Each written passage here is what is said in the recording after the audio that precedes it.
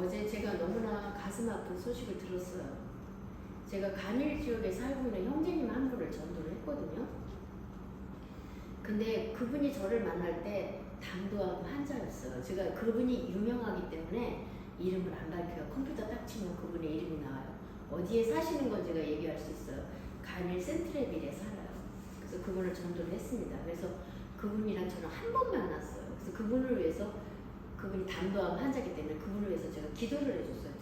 그랬더니 목사님이 기도해 주니까 갑자기 몸이 좋아졌어요? 이러는 거예요. 그래서 제가 뭐라 그랬냐면, 이렇게 한 번 기도하는 것으로 안 됩니다. 꾸준히 교회에 나오셔서 하나님 앞에 예배를 드리고 하나님 앞에 자녀가 되는 하나님께서, 하나님은 생사화복을 주장하시는 분이죠. 죽이기도 하시고 살리기도 하시고 화를 주시기도 하시고 복을 주시기도 하시는 분이기 때문에 교회에 꼭 나오셔서 하나님 앞에 예배를 드리셔야 됩니다. 그러면은 하나님께서 병을 완전히 고쳐주실 줄 믿습니다. 했더니 그가 그래요. 교회에 꼭 나가겠습니다. 나가겠습니다. 한 번도 안 나왔어요. 한 번도 안 나왔어. 한 번도 약속을 지키지 않아요. 그래서 아니 가끔가다 교회 나오셔야 살아요. 오셔서 예배를 드리셔야지. 담도암이고 무서운 거거든요. 얼굴이 막 황달이 됐더라고요. 근데도 뭐냐면 돈 버는 일에만 집중하는 거예요. 그래서 이분이 책을 썼는데 책을 5권이나 써가지고 서점에서 날개도 직접 팔리고 있어요. 근데 돈 버는 일, 돈을 끝까지 벌고 만족이 없어. 돈 버는 일에만 집중하던, 또 이번에 뭐냐면 어디 지역에다가 큰 식당을 하나 냈더라고요. 그래가지고 저한테 목사님 시간 되시면 식당에 한번 오시라고. 그래서 제가 식당을 안 갔어요. 교회를 오셔서 예배를 드려야지. 그때 자기가 주일날 되면은 거기 식당에 가서 관리를 하느라고 교회를 못 나온다는 거예요. 그래서 이제 제가 어제는 이제 문자가 하고 싶더라고요. 그래서 그분한테 문자를 보냈어요. 그랬더니 그분 아내가 7월 25일 날 돌아가셨습니다. 그러는 거예요. 남편이 돌아가셨다. 그래서 제가 그걸 듣고 너무나 가슴이 아파가지고, 아니 책을 많이 써서 서점에서 많이 알려주면 못하면, 인터넷에 그의 이름이 유명해지면 못하겠어요. 돈 많이 벌어서 뭐해. 애들이 10살하고 7살이에요. 그 아내가 얼마나 기가 막히겠어요. 그래서 저는 이미 그분이 교회에 나오면 하나님이 살릴 수 있을 텐데라는 안타까운 마음으로 그분을 오게끔 하려고 했는데, 그분이 그냥 예수님도 영접했는지 안 했는지 모르겠지만 영접 안 했으면 그분 또 지옥에 가잖아요. 또 영접도 안 하고 가셨으면. 그래서 너무너무 제가 마음이 아팠습니다. 그러면서 제가 베드로 4장 7절을 봤어요. 마음은 몸은 깨끗이라고. 만물의 마지막에 가까웠으니, 베드로가 그러잖아요. 만물의 마지막에 가까웠다. 이 마지막은 2가지 종류가 있어요. 나의 종말이 있고 세상의 종말이 있어요. 나의 죽음은 내 개인의 종말이고, 세상의 죽음은 온 세상 지구 전체, 이 행성 전체가 망하는 게 종말이에요, 사실은. 그래서 성경에서 항상 만물의 마지막에 가까웠다라고, 오늘이 종말이다라고 살아야 된다는 것입니다. 세상 거, 세상의 명예, 재물 다 소용없어요. 하나님의 생명 걷어가면 다 두고 가야 되는 거예요. 그래서 너희는 정신을 차리고 근신하면서 기도하라. 그렇게 말씀했어요. 항상 만물이 마지막, 나의 종말이다. 오늘이 나의 종말이다. 내일이 나의 종말이다. 그렇지만 종말에도 사과나무를 심겠다. 내가 할 일은 철저히 하면서, 계획을 세워가면서 잘 하는데, 우리의 소망은 어디? 예수 그리스도에게 두어야 된다는 것입니다. 그래서 세상에서 잘 되고 성공하는 것도 좋지만 생명의 주관자가 하나님이심을 믿고 이렇게 말세를 만난 우리를 깨우치기 위해서 이 성경이 있는 거예요. 성경은 우리의 생명을 보존케 하시고 우리에게 도움을 주시려고 성경이 있는 거예요. 너무 세상만 바라보지 말라. 이 성경 속에 세상을 바라볼 수 있는 지혜가 있고, 내가 말세를 어떻게 준비해야 될 것인가, 여기에 다 해답이 있다. 그래서 이런 기록된 성경을 가까이 하셔야 우리가 살 수 있다는 것입니다.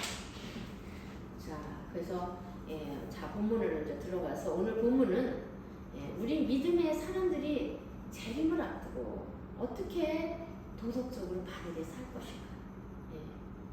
그 중에서 이제 어떤 문제를 들었냐면 비난하는 문제에 대해서 지금 사도 바울을 통해서 하나님께서 말씀하고 있습니다. 비판. 이 비난과 비판의 죄가요 커요. 이 이스라엘 백성들이 왜 광야 가운데서 불뱀에 물려 죽었어요? 하나님 비난하자. 아니 하나님 우리를 죽일 데가 없어서 애굽에서 안 죽이고 여기까지 해서 광야에서 죽여요? 먹을 고기가 없어가지고 거기 있으면 고기도 먹었고 막 이러면서 계속 하나님을 비난하고 원망하고 불평하니까 하나님께서 뭐예요? 불뱀을 풀어놓잖아요. 그래서 그냥 결국 다 죽게 만들잖아요. 비난하거나 불평하거나 비판하는 것은 입술에 죄를 짓는 거예요. 입술에. 그래서 참 이거에서 바울이 얼마나 이런 그리스도인들도 이런 비난하는 죄를 많이 지어가지고 바울이 무려요 한 장에 걸쳐서 비난하는 문제를 비난하지 말라고 한 장에 걸쳐서 이야기를 하고 있어요. 내용을 얼마나 많이 할애했는지 몰라요. 예수님도 마태복음 7장에서 비판하지 말라고 그러셨어요. 비판하지 말라고 끝까지 그거 많이 쓰셨어요. 기록 예수님 말씀하신 게 기록이 되어 있습니다. 예. 근데요 우리가 살다 보면은 아니 비난할 수밖에 없고 비난받을 수밖에 없는 일들이 비일비재하잖아요. 예. 다 눈에 거슬리는 일뿐이 없어요. 내 마음에 썩더니 하나도 없어요. 다 거슬려. 예. 그런 환경에 우리가 지금 노출되어 있다는 거예요. 그래서 어떤 분은 그래요. 비난은 합당한 비난은 필요하다. 비판과 비난이 있는데 건전한 비판은 그 사람을 발전되게 하고 사회를 더 정의롭게 하고 이런 데서 비판은 필요하다라는 분이 있고 또 한 분은 뭐예요? 그냥 그걸 공고성 비난이라고 하는데 한 분은 뭐냐면은 그 사람을 망하게 하고 그 사람 신령을 상하게 하고 그 사람을 중상모략하고 그 사람에게 해를 끼치는 그거는 정말 비난이고 힐난이다.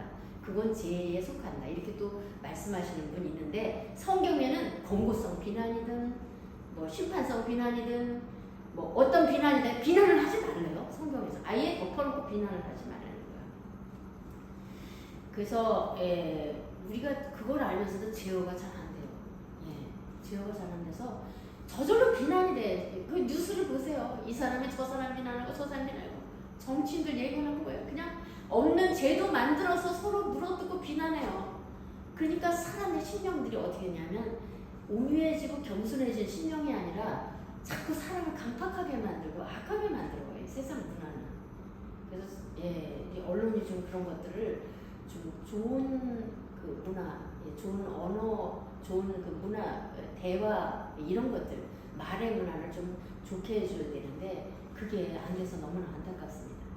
그래서 바울을 통해서 말씀하는 것은 뭐냐면 비난하지 마라. 비난하는 습관을 버려라. 제어가 잘 안 될 때 이 성경 말씀을 보고 제어하려고 하는 것입니다. 그래서 바람직한 언어 생활. 즉 기독교인은 뭐예요? 입술로 복을 맺는데요. 입술로 복록을 누리는 자들이에요. 기독교인들은 입술에서 복 있는 말을 얘기해야 돼요. 복 있는 말. 비난할 일이 있어도 비난보다도 좋게 표현해서 좋게 표현해서 깨닫게 해주면 되는 거잖아요. 그 사람이 이제 저는 우리 딸하고 이제 같이 있는데 딸이 저한테 되게 많이 비난해. 뭘 비난하냐면 제가 지저분하다고 설거지 같은 걸 하는데 저는 깨끗이 씻는데 이제 눈이 안 좋으니까 뭐가 좀 묻어있나 봐요. 엄마 왜 이렇게 지저분하게 설거지를 하냐면은 제가 너무 섭섭해. 저는 나름대로 열심히 닦았는데 딸이 보기에는 좀 지저분하다고 생각이 되나 봐요. 그러니까 막 마음에 상처를 받더라고.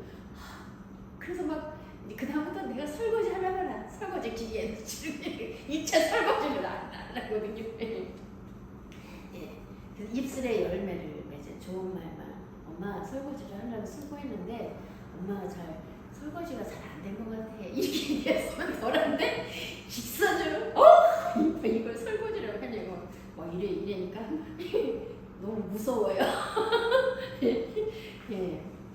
저희 어머님이 살아생전에 엄청 깔끔하셨어요.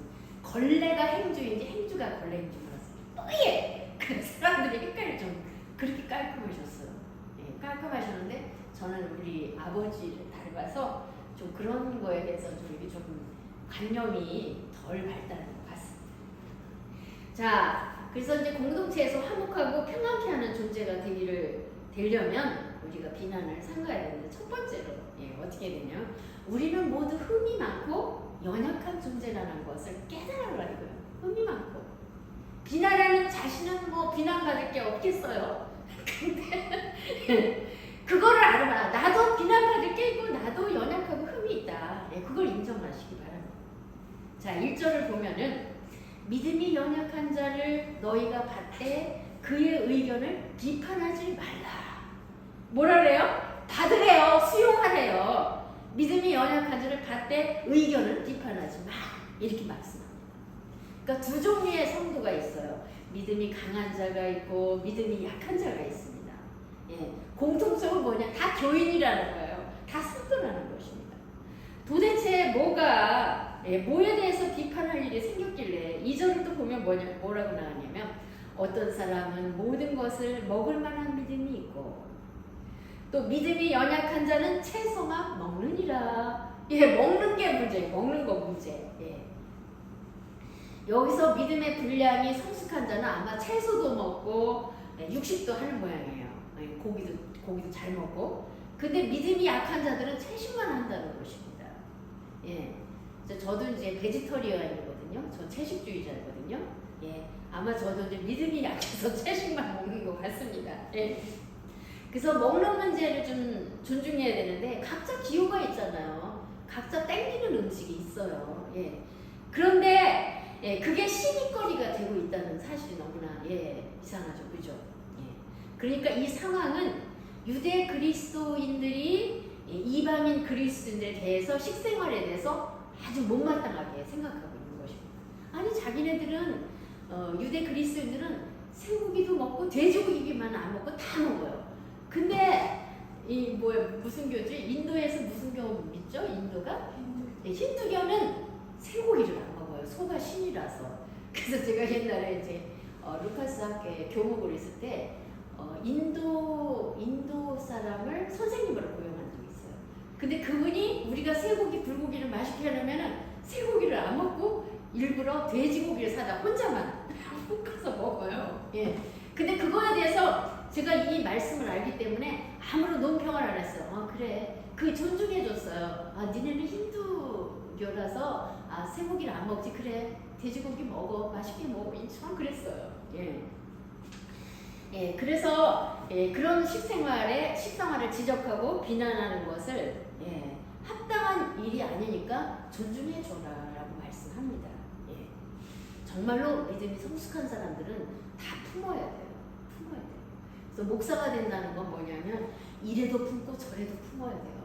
별별 사람 다요. 교회예요.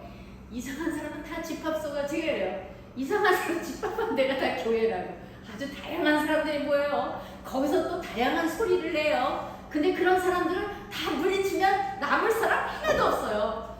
다 와라. 주님 안에서 하나가 돼서 각자 소리를 다양하게 내면서 서로 콘트라바스, 서로 조화를 이뤄가는 것이 바로 교회라는 곳입니다. 예. 그래서 이런 자도 품고 저런 자도 품고 그런 곳이 교회입니다. 예, 우리 삼통의 성도들도 믿음의 분량이 다 똑같지 않아요. 다 달라요. 아주 성숙한 자가 있는 반면에 초보자들도 있어요. 근데 초보자들이 와서 이상한 대화나 행동을 할 때 우리는 어떻게 반응해요? 이상한 행동할 때? 믿음이 강한 자는 믿음이 약한 자의 약점을 담당해라. 약점을 담당해라. 자기를 기쁘게 여기지 말고 믿음이 약한 자들에게 걸려 넘어지게 하는 것이 되지 않게 실족시키지 말라. 이렇게 말씀합니다. 로마서 15장 6절. 자, 이제 다시 본문으로 들어서 3절을 보면은 먹는 자는 먹지 않는 자를 없인 여기지 말고 먹지 않는 자는 먹는 자를 비판하지 말라. 이는 하나님이 그를 받으셨다. 네가 무엇이길래 하나님이 인정하는 그 성도에 대해서 네가 무엇이길래 비판하냐. 하나님께서는 기뻐하시지 않는다는 것입니다. 왜 하나님도 비판을 하지 않는데 우리가 뭐라고 뭐를 먹네 안 먹네 이상하네 손가락질을 하냐고요. 저는 이 구절을 읽으면서 프랑스 사람들이 참 웃긴다고 생각을 했습니다. 프랑스 사람들이 뭐라 그래? 한국 사람들 보고 뭐라 그래요? 한국 사람들 야만인이라 그러잖아요. 개고기 먹는다고 야만인 동물 학대하는 나라라고 막 유엔에도 막 보고를 했어요. 근데 제가 성경을 봤습니다. 성경에 레위기서나 출애굽기 창세기 보니까 성경에서 하나님께서 뭐예요? 모든 동물을 다 잡아먹으래요. 모든 동물을.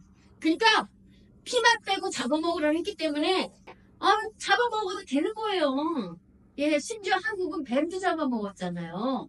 근데 뱀 잡아먹을 수 있어. 왜냐하면 그러니까 어떤 분이 그러더라고. 한국에 에덴 동산이 있었으면은 아담과 하와가 절대로 타락을 안 한대. 왜냐 한국 사람들은 뱀을 잡아먹으니까. 그 얘기 하더라고요. 예, 그러더라고. 그래서 막 그 생사탕집, 뱀집 가면 막 좀 기분이 어쨌지만 그것도 잡아먹을 수 있는 거예요. 전 그것까지도 수용해. 왜냐? 성경대로니까, 성경대로. 예. 왜 우리나라를 업신여깁니까? 예? 업신여기면 안 돼요. 예. 근데 또 그 우리나라도 외국의 여론에 밀려가지고 또 개고기 또 안 먹는 데잖아요. 지금 뭐 무슨 기간? 뭐 무슨 시행기간이라 아직까지 고시탁집이 있는데, 예. 그래요. 그래서 고린도전서 10장 25절에 보면 시장에서 파는 것은 양심을 위해서 묻지 말고 먹어라 그랬어요. 시장에서 파는 거는 양심을 위해서 묻지 말고 먹으래요. 이게 어디에서 왔니 무슨 고기니 그냥 묻지 말고 먹으래요. 이게 하나님께서 말씀하신 거예요. 무엇을 먹든 안 먹든 간에 음식에 대해서 다 수용을 하셨어요. 예수님이 이 땅에 와서 바리새인들에게 얼마나 먹는 문제로 비난을 받았지 않아요? 예수님도 바리새인들한테 밥 먹기 전에 왜 손을 안 씻고 먹냐? 그래서 장로들의 전통을 왜 범하느냐? 막 바리새인들이 막 예수님을 막 끄집어 내렸잖아요. 거기다가 뭐예요? 죄인이랑 세리랑 밥 먹으니까 왜 죄인이랑 세리랑 밥을 먹냐? 유대인이 말이 되냐? 이러면서 끌어내리니까 예수님이 뭐라 그랬어요? 자기들 속에는 들보를 못 보고 남의 티를 지적하네? 이렇게 말씀하셨어요. 네. 그러면서 예수님이 뭐라고 하신지 알아요? 손 안 씻고 먹네를 지적하니까 사람의 입으로 들어가는 건 되게 다 깨끗한데 사람의 입에서 나오는 게 다 더럽다고 그렇게 말씀하셨어요. 여러분 정말 사람의 입에서 나오는 거, 이 입을 통해서 나오는 게 더러울 때 많아. 욕하면 우리가 더러운 생각을 하잖아. 생각을 하고 마음이 더러워져, 영혼이 더러워져. 우리가 더러운 말, 욕 같은 거 하고 비난하는 말 하잖아. 우리의 몸이 더러워지는 거예요. 이따가 오후에 어떤 목사님이 오시는데 그분이 이렇게 욕을 잘해. 그래서 그분은 안 모시고 싶었는데 그분이 굳이 교회 오셔서 말씀을 전하고 싶다면 그럼 오세요 이러면 했는데 그분이 이렇게 많이 그래서 제가 그분한테 더 예의를 깍듯하게 차리고 말 하나 이렇게 좀 고쳐드리려고 그래서 이제 오시게 했습니다. 여러분 우리는 지금 무슨 일로 이웃에게 비난을 받고 있습니까? 혹시 비난받는 게 있습니까? 부모든 형제든 친척이든 누구로부터 비난받는 게 있습니까? 또 무슨 일을 꼬투리 삼아서 이웃의 마음을 상하게 하고 있었는지 생각나는 게 있습니까? 아니면 누군가로부터 계속 비난을 받고 있습니까? 이제 내가 표준이 되어서 남을 판단하고 업신여기는 나 중심의 신앙생활에서 벗어나시기 원합니다. 나 중심의 신앙생활 하면 안 돼요. 자신의 신념만 옳은 것이라고 주장하면 안 됩니다. 스스로 하나님의 진리를 위해서 싸우고 있다고 생각하는 것은 그리스도의 몸의 건축 가운데 역사하고 있는 하나님의 움직임을 망각하는 거죠. 여러분과 이제 저는 하나님 중심의 신앙생활을 하시기를 원합니다. 예.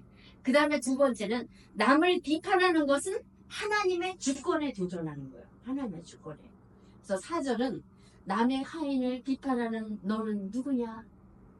그가 서 있는 것이나 넘어지는 것이 자기 주인에게 있음에 그가 세움을 받으리니 이는 그를 세우시는 권능이 주께 있으니라 라고 합니다.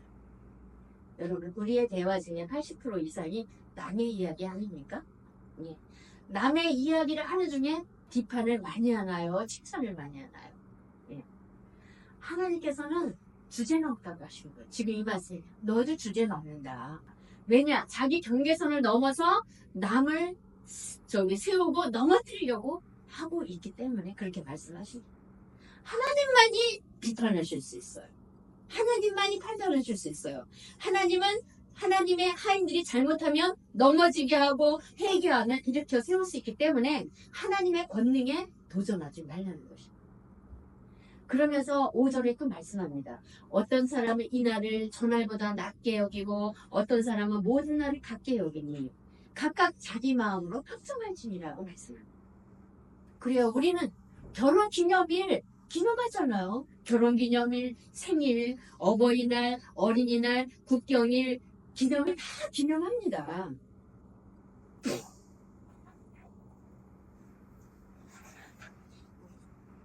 예, 특별히 구분해서 행사도 해요. 근데 거기에 대해서 왈가왈부 하지 말라는 거예요. 6절을 보면은요. 나를 중히 여기는 자도 주를 위하여 중히 여기고 먹는 자도 주를 위하여 먹으니 이는 하나님께 감사하며 먹지 않는 자도 주를 위하여 먹지 아니하며 하나님께 감사하노라. 다 하나님께 연결되면 된다는 것입니다. 예, 다 하나님을 위해서 사람들이 마음으로 감동받은 바 확정하면은 그것이 아무런 꺼리낌이 되지 않는다는 것입니다. 그래서 우리는 신학을 즐길 권리가 있어. 먹고 싶은 거 마음껏 드셔도 돼요. 그건 하나님께서 주신 복이에요. 그걸 억제하지 말라는 것입니다. 우리가 이제 사는 것은 나 때문에 사는 게 아니에요. 주님을 위해서 사는 거예요. 주를 위해서 살고 주를 위해서 죽는 거예요. 우리는 결국 알고 보면. 예. 자, 그래서 우리는 있는 그대로 받아주시는 하나님의 말씀을 순종하시길 원합니다. 특별히 믿음이 좋다는 분들, 다른 성도들을 경시하지 마십시오. 예. 그것은 영적 교만의 죄를 짓는 것입니다. 이웃을 판단하는 유혹에도 빠지지 마세요. 하나님만 인간을 판단하실 수 있어요. 하나님은 입법자이고 재판장이십니다. 예. 우리는 주님을 위하는 동기에서 다 행하셔야 돼요. 타인을 판단하고 정죄하는 그런 잘못을 행하지 말고 자신만 판단하세요. 내가 잘하고 있는 걸까? 내가 하나님께서 보시기에 내가 정말 합당한 일을 하고 있는가? 예. 내가 최종적이고 궁극적인 심판대, 하나님의 심판대 앞에 설 텐데 혹시 내가 성령 안에서 부딪히는 게 있나? 거치는 곳이 있나? 나를 돌아보시는 저와 여러분이 되시길 원합니다. 네. 그 다음에 세 번째는 예, 혀로 범죄하지 말자. 우리의 혀는 뭐냐면 죄를 자백하고 고하는데 사용해야 된다는 것입니다. 자, 11절을 보면은 자, 주께서 이르시되 내가 살아노니 모든 무릎이 내게 꿇을 것이요 모든 혀가 나에게 자백하리라. 이러므로 우리 각 사람이 자기 일을 하나님께 직고하리라. 자기 일을 하나님께 직고한다고 하셨어요. 우리는 스스로 속되는 것이 없어요. 다만 속되게 여기는 그 사람이 속된 거예요. 하나님의 자녀들은 예수의 피를 나누고 맺어진 관계가 결코 취소될 수가 없어요. 오히려 천년보다 더 친해요. 예수님도 어머니가 오시고 동생들이 왔어요. 그래서 막 그 예수님의 제자들이 어머니와 동생들이 왔다. 그러니까 예수님 뭐라 하잖아요? 누가 내 어머니고 누가 내 형제들이야? 이러셨잖아요. 이제는 나와 함께한 너희들이 내 형제고 내 친척이고 내 올류교 이렇게 말씀하셨어요. 예. 예수 안에서 맺어진 형제, 예수의 피를 나는 형제가 진정한 형제라고 이렇게 말씀하셨어요. 이 피로 시작된 구원은 하나님과 동행하는 영생을 가져왔어요. 영생을 받은 구원받은 자들은 이제 판단하는 비판하는 버릇에서 벗어나시길 원합니다. 세상은 너무너무 와그라그래. 마치 개구리 합창처럼 누군가를 놓고 시끄럽게 매일매일 와그라그래. 그럼 우리가 그런 자들 가운데 속해야 될까요? 아니에요. 혀를 잘 제어하시길 원합니다. 새로 심겨진 생명나무인 우리의 특징은 입술의 할례를 받은 자의 모습이 드러나야 돼. 입술의 할례. 좋은 말을 해야 되고 감사의 말을 해야 되고 덕 있는 말을 해야 되고 품격 있는 말을 해야 돼. 부정적인 말을 하면 안 돼요. 품격이 낮아지는 거예요. 부정적인 생각을 하면은 앞길이 안 열려요. 예. 그래서 우리의 몸과 마음이 쓰레기통으로 변화되는 것입니다. 그래서 하나님께서 뭐라 했어요? 성전, 우리 몸은 성전이라고 했어요.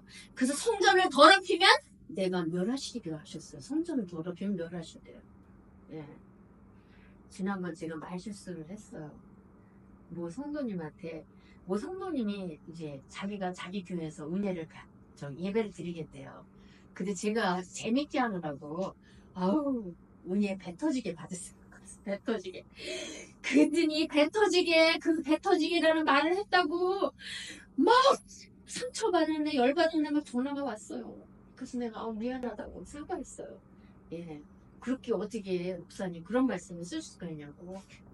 아니, 그래서 내가 재미있게 하려고 그런 건데 배 터지게 받으라고. 부흥사 오늘 오시는 목사님, 오늘 배 터지게 받았어요. 그래서 제가, 그럼 목사님을 가까이 하면 안 되겠구나. 말이 전염이 되더라고. 그래서 배 터지게 했는데 자기는 그런 말을 받아서 너무 자기는 깜짝 놀랐대. 목사님이 그런 말씀 사용하지도 몰랐다고. 그래서 저 없앴어. 죄송하다고, 미안하다고, 용서해요. 안 그래요? 성도님 그 잘못한 말이죠. 네, 예, 그죠. 그래서 제가, 이게 오해의 소지가 있어. 그게, 이왕이면 많이 받으세요. 그랬었는데. 예, 부정적. 예.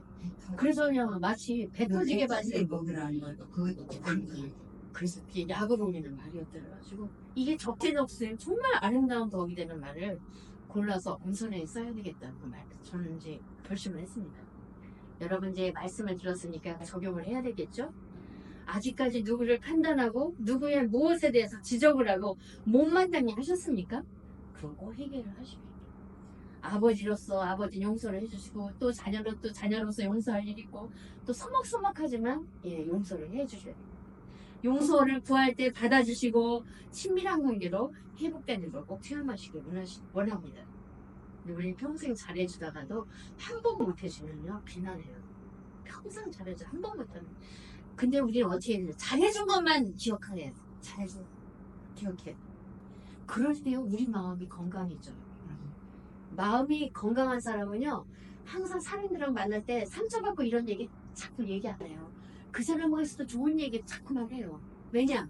내 영육간에 강건해지려. 레위기 19장은 거룩장이에요. 레위기 19장. 거룩한 하나님의 이름을 욕되게 하지 말아라. 거룩한 하나님의 이름을 욕되게 하는 일이 뭐냐? 백성 중에 돌아다니며 사람을 비방하지 말라. 사람들에게 돌아다니면서 비방하는 게 하나님의 이름을 욕되게 하는 것이래요. 시편 39장 1절은 나의 행위를 조심하며 내 혀로 범죄하지 아니하느니 악인이 내 앞에 있을 때 내가 내 입에 재갈을 물리라. 왜 악인의 입에 재갈을 물리라고 안 그러고 내 입에 재갈을 물리라고 했을까요? 여러분 이 말씀을 가지고 오후에 저와 여러분이 묵상하는 시간이 되시길 예수님의 이름으로 간절히 축원합니다. 기도하겠습니다. 할렐루야. 거룩하고 자비로우신 하나님, 오늘은 이렇게 사도 바울을 통해서 주신 비난하지 말라라는 이런 교훈을 받게 하시는 감사를 드립니다. 우리가 구원받은 그리스도인이고 또 믿음으로 의롭다 여김을 받은 그런 주님의 자녀일진데 이젠 세상 사람들이 하는 그런 말의 습관을 버리고 이젠 경건하고 덕 있는 말, 칭찬의 말, 감사의 말을 할 수 있도록 긍정적이고 또 자신이 판단하는 사람이 되지 않고 오히려 다 수용할 수 있는 그런 넓은 마음을 가질 수 있도록 우리에게 은혜를 베풀어 주옵소서. 우리는 구원하신 예수님의 이름으로 기도하는 나이다. 아멘. 찬양하시면서 주님